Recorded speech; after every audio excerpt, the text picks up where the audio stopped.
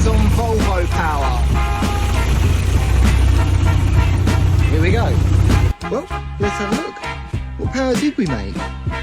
Well, we haven't really made any power because we had fuel starvation, removed the fuel filter, seemed to have solved the problem.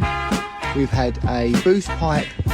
I mean, there is such a big hole in the back of that we've got no boost now. That is rolling off, but it's okay enough. We've had cam timing problems where it was out a tooth and a half.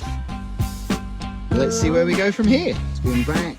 This time the clutch exploded.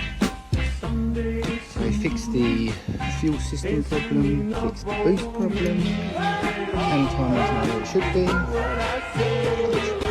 Alright, this beast is back in here. We're just draining out the fuel because I've had to take like 3 or 4 degrees ignition timing out of it this time compared to other times. But we are doing alright. We've made 400 and something pounds-foot. I don't want to say exactly, but let's have a look. So we are making 420 pounds-foot and 470 horsepower